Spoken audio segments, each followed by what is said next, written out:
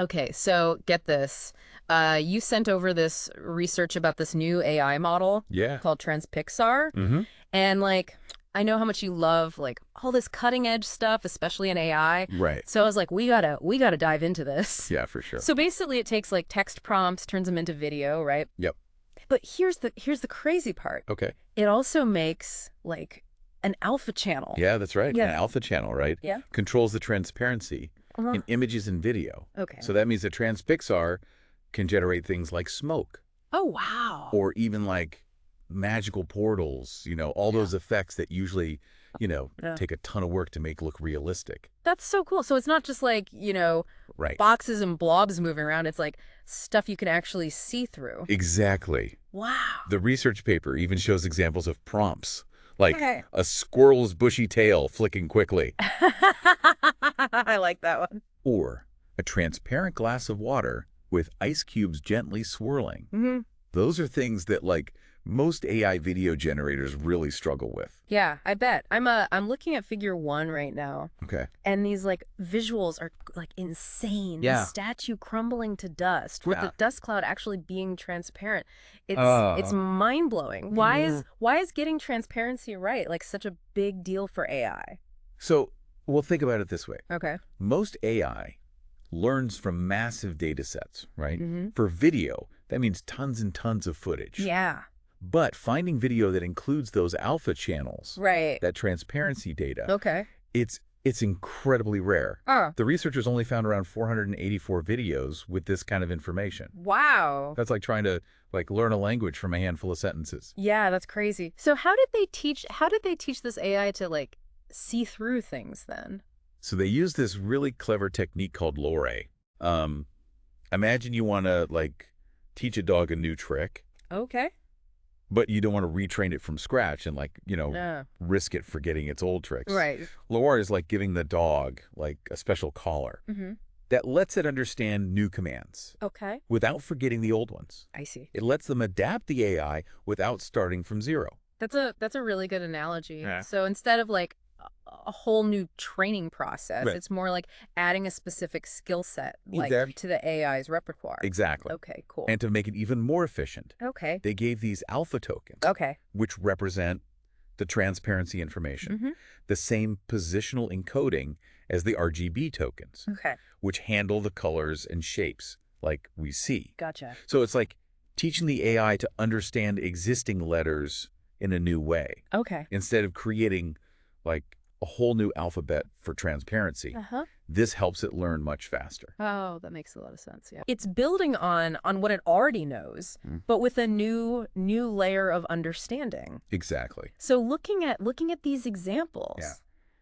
TransPixar is clearly doing something like really remarkable. Yeah, it really is. But how does it stack up against like other approaches Yeah. to So- generating transparent video? So there are two main ways to approach this: Okay. generation, then prediction, Okay. and joint generation. Gotcha. So the first one Yeah. is like trying to add subtitles to a movie after it's already been made. Okay. So you create the video, Yeah. right? Okay. And then you try to extract the transparency information afterward. Oh, that sounds Yeah. really inefficient. It's not great. Like trying to like fit a square peg in a round hole. Exactly. Yeah. And the results often aren't great. Yeah. Video matting methods, Okay. which are commonly used for this approach, Mm-hmm. really struggle with anything that's not a human subject. Oh, real. Some examples in the research even showed no results at all, Wow. just empty space Mhm. where the transparency should be. So what's the alternative then? So the other approach is joint generation, Okay. which is what TransPixar uses. Gotcha. And it's like baking a cake with multiple layers. Okay. Instead of trying to add those layers after the cake's already baked, Right. you assemble it all at once. I see. Yeah. So TransPixar creates the RGB and alpha channels simultaneously, Uh-huh. resulting in much better alignment Okay. and more believable effects. That definitely seems like It's a much better approach, like the more logical approach for sure. for sure. And the research paper like really seems to back that up. It does. They compared TransPixar with those video matting methods, Yeah. and the difference is like really stark. Yeah, it's pretty crazy. Looking at figures 2, 7, and 8, Yep, come. you can see TransPixar producing much better alignment Uh-huh. between the RGB and alpha. Right, meaning the transparent elements are actually integrated into the scene Yeah. instead of looking like they're like pasted on top. Right. Yeah. It's a much more natural look. Yeah. Like it's part of the actual video. And they even did like a user study, They right? did, yeah. Yeah. And the results shown in Table 1 Okay. are pretty convincing. Cool. Participants overwhelmingly preferred TransPixar's results Wow. for both alignment and motion accuracy. So it's not just a like technical improvement. Mhm. It's something that actually makes the videos like Mm. look and feel more realistic. Exactly. That's really impressive. It really is. But I mean, Yeah. the implications of TransPixar go beyond just cool visuals, right? Absolutely. Like this is big. a significant leap in AI's ability to understand and generate like complex visual information. Absolutely. You've definitely got my attention. What does that mean for like the bigger picture? Yeah. So we've established that TransPixar is like pretty groundbreaking, right? Oh, yeah, for sure. I'm curious, like what kind of real world impact could this have? Like Mhm. where does it fit into the bigger picture? Well, the potential applications are vast. Okay. Let's start with film and game development, right? Yeah. Imagine creating like complex special effects with just a few text prompts Wow. that could drastically speed up production Right. and like open up creative possibilities that were previously too time-consuming or expensive. Yeah, that makes sense. Yeah. But could this have implications like beyond the entertainment industry? Oh, absolutely. Okay. Think about interactive content, right? Yeah. Imagine transparent elements in a video game Okay. or like an educational app Uh-huh. that respond to your input in real time. Wow. TransPixar could make those experiences more immersive and engaging. Yeah. That's a fascinating thought. And looking even further ahead, Okay. what about like accessibility?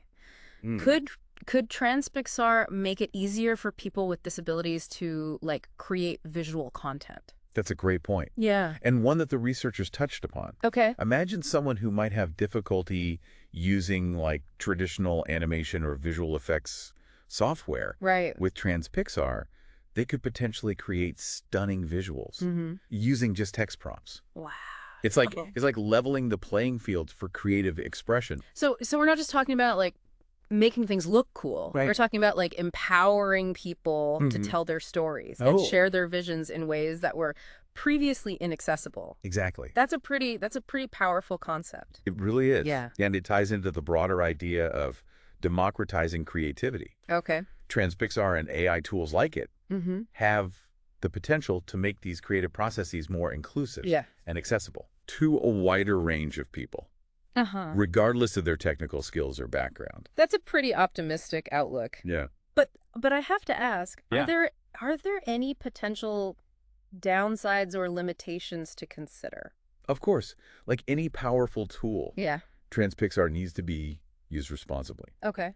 And there are some technical limitations to keep in mind. Like what? We've already discussed, like the computational cost, Right. which can be significant. So it's not exactly something you can run on like your average laptop just yet. Not quite. Okay. But the researchers are working on optimizing the model to make it more efficient. Gotcha. Another limitation is that the quality of the output is still dependent Okay. on the underlying text-to-video model. So meaning TransPixar can like enhance the video with transparency, Right. but it can't like magically fix any limitations in the original model's ability Exactly. to generate like realistic motion or Yeah. or complex scenes. It's important to remember that TransPixar is a tool. And like any tool, Yeah. its effectiveness depends on the skill and intention of the user. So it's not about replacing human creativity, right? It's Right. more about like Augmenting it yeah, and expanding the possibility. exactly. Yeah. And it raises some interesting questions about like the future of creativity itself. Mhm. Like as these AI tools become more sophisticated Right. and accessible, Yeah. how will they impact like the way we create and consume visual media? Those are questions we'll need to grapple with as this technology continues to evolve. It's a bit of a double-edged sword, isn't it? Yeah, kind of. Like the potential is enormous, Hmm. but there are also like risks and uncertainties. That's the nature of any disruptive technology. And it's why it's so important to have these conversations Yeah. and consider the ethical implications alongside the technical advancements. So where do we go from here? Yeah. Like, what role can individuals play in shaping the future of AI? And ensuring that it's used responsibly and ethically. That's a great question. And one that we'll explore in the final part of our deep dive. Oh, yeah. We'll discuss some practical steps you can take Okay. to engage with this transformative technology Mm-hmm. and contribute to a future where AI empowers creativity Okay. and benefits all of humanity. So we've talked a lot about the potential of TransPixar, Yeah. like the good and the maybe not so good. Right. But now I'm curious, like, what can you, Mm-hmm. our listener, actually do about all this? Yeah. It feels like AI is like changing so fast. Right. Where does someone even start? Yeah, it's easy to feel overwhelmed, but Yeah. honestly, one of the most powerful things you can do is simply stay informed. Okay. Like, read articles, listen to podcasts Oh, like yeah. this one. Yeah. Yeah. Follow researchers and organizations working in AI. Right. The more you understand, Yeah. the better you'll be at spotting like both the hype. And the real opportunities. So it's like any new field, really. Exactly. Like, educate yourself before jumping in. Yeah. Do your research. Yeah. Right? And don't just passively absorb information. Okay. Ask questions. Okay. Challenge assumptions. Consider different viewpoints. Right. AI is complex. Yeah, There are no easy answers. for sure. But being curious Yeah. and asking why Mm-hmm. helps us all, like, have a more informed discussion about it. I love that. Yeah. It's about being like an active participant in this whole AI evolution, Yeah. not just a bystander. Exactly, yeah. But beyond staying informed, Mm-hmm. are there more concrete actions that people can take? Absolutely. Oh. Specifically in the creative realm. Yeah. If you're a creative type, Mm-hmm. don't be afraid to, like, experiment with these AI tools yourself. Okay.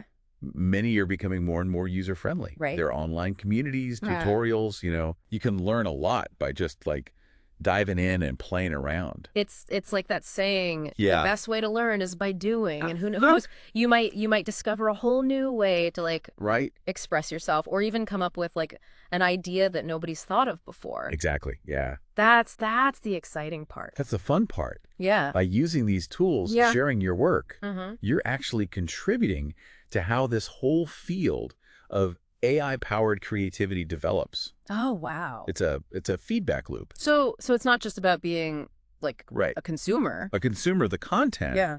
but a creator, Yeah. an innovator. That's empowering.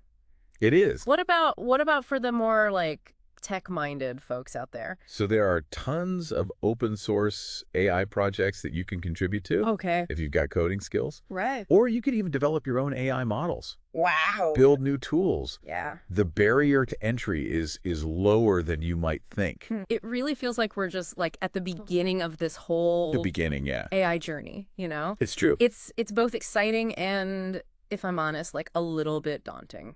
Yeah, I get that. Yeah. But the most important thing is to approach it with curiosity, Mm-hmm. with responsibility, Yeah. and that belief in human ingenuity. Right. AI is a tool, Yeah. and we get to decide how we use it. Well said. Thank you. This deep dive into TransPixar has been like quite the ride. It has. We've gone from the like technical nuts and bolts Yeah. to these big picture questions about like the future of creativity itself. It's pretty amazing. It really is. Yeah. It's been a pleasure exploring it all with you. Likewise. And to you, our listener. Yeah. Thanks for joining us on this deep dive. Yeah, thanks for listening. Keep that curiosity alive. Stay engaged and let's see what amazing things we can create together in this new world of AI. Absolutely. Until next time, Yeah. keep diving deep. Keep diving.